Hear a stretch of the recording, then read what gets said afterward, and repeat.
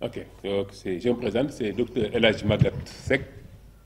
Je suis le directeur du centre hospitalier régional de Saint-Louis.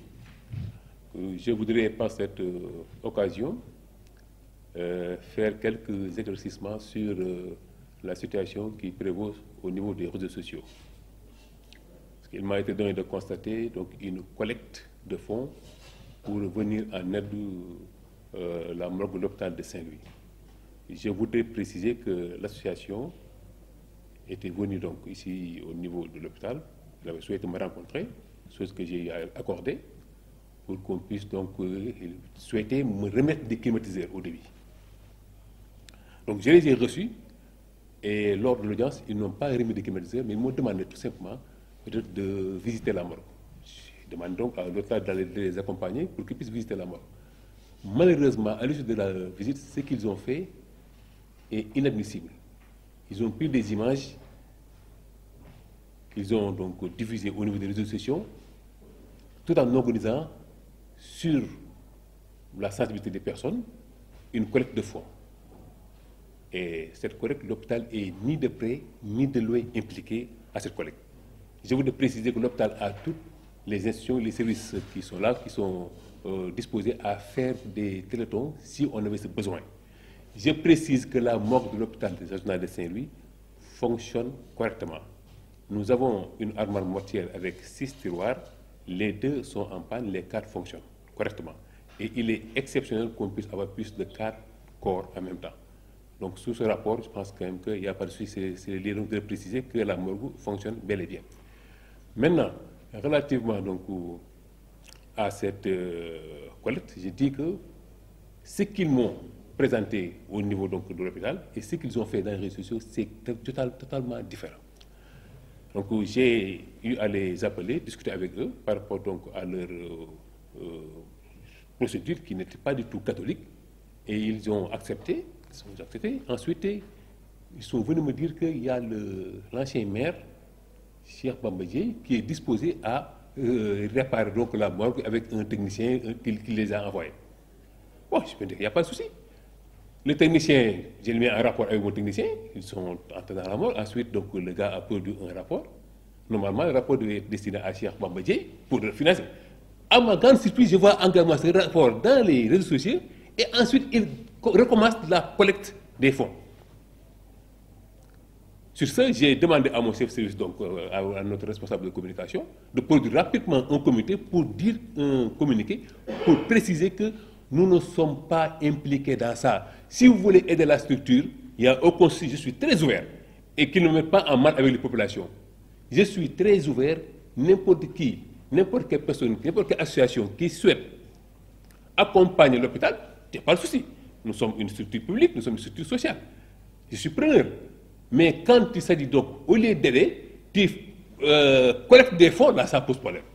L'hôpital a la possibilité de faire sa propre collecte de fonds si le besoin était là. Donc, c'était les quelques questions que je voudrais préciser. Je n'ai d'appréhension, de mal avec qui que ce soit. Donc, je suis là pour le bien de la structure, pour le bien donc, de l'hôpital, et que les choses doivent se tenir à l'endroit. Ce n'est pas normal de commander de l'argent sur le dos de l'hôpital. Ce n'est pas normal en se basant sur des images obscènes. Aujourd'hui, dans mon bureau, vous pouvez filmer des fissures et mettre ça à réserve. Mais il y a du bien, il y a beaucoup de bien au l'hôpital. Ça, ce n'est pas bien. Ce n'est pas bien pour la structure, ce n'est pas bien pour Saint-Louis. Et c'est ce que je fustige jusqu'à la dernière énergie. Je vous remercie. Du tout. Ils n'ont jamais eu l'autorisation de filmer. Et même, mais après avoir filmé, avant de publier, il faut avoir l'autorisation de l'autorité. Je n'ai pas voulu rentrer dans des histoires de porte plainte, tout ça, mais ce n'est pas normal. S'il y avait des sujets au niveau de l'hôpital, il y a les personnels qui sont là, il y a les partenaires sociaux. Et moi-même, si la morgue ne fonctionnait pas, j'allais informer tout le monde. Pour le dire que s'il y a des corps qui ont droit à d'autres solutions, informer également l'autorité. Ce n'est pas normal. Je pense qu'il doit y avoir autre chose à faire que de mettre le matin, midi et soir sur l'hôpital et de sortir des images qui ne sont pas bonnes, de tenir donc, de jeter l'opprobre sur l'hôpital. Ce n'est pas normal, ce n'est pas bon. Est-ce que la somme et le matériel qui a été collecté a été remis à l'hôpital? En fait, je n'ai pas reçu de somme et pour le moment, je pense que moi, je vais couper court avec cette association parce que c'est la deuxième fois. La première fois, ils avaient sorti des images. Je les ai appelés pour dire que ce que vous avez fait là, c'est pas bon. Ils ont fait les mea culpa et ils reprennent encore, ils reviennent à la charge. Moi, je coupe court à cette association. Je pense qu'ils ne sont pas animés de bonne foi. C'est ça la réalité. Et comme donc, maa ngi tudd El Hadj Maguette Seck di directeur hôpital régional bu Saint-Louis te dama bëggoon waxtaan ak askan bi ci yenn yu am fii ci réseaux sociaux yi benn collecte de fonds bu ñuy def di laaj xaalis pour morgue hôpital bi li may njëkk a wax moom mooy morgue hôpital bi mi ngi fonctionner correctement am nañu 6 tiroirs cadres yi ñu ngi fonctionner normalement te exceptionnellement rarement la ñuy amandoo fii lépp ñeenti koor te fii sax Sénégal yéen xam ne wala lu weddi nit ki fu fi gaañu suba balaa ngoon ñu ngi denc la ku fi gaañu ngoon boo xëy suma denc la donc lu fi yàqu amu fii loolu ma préciser leen ko mu leer donc léegi ñoom dañu fi ñëw benn jour bind ma ne ma dañu ma bëgg a rencontrer dañu ma bëgg a may climatiseur morgue bi ma leen bisimilah ma xëy ma leen bu soo ñëw leen ñu ñëw fii wax dañoo bëgg association bi expliqué ne d'accord c'est bien ku bëgg a hôpital baax na joxuñu nag dara boobu jour ñu paree noonu ne ma dañoo bëggoon dem xool morgue visiter ko ma ne waaw baax na dama leen ngi visiter booy leen ak Zahir mi ñu dem visiter ama gan si ba ñetti fan après ma gis ay images ci réseaux sociaux yi ñu génne morgue filmé fii lii amu fa ba di laaj xaalis ku leen laaj loo xaalis bu dee yow da ngay dimbali da ngaa bëgg a dimbali hôpital te amoo xaalis nga toog noonu nga dimbali nu war a di ñaan xaalis pour dimbali loolu fu mu am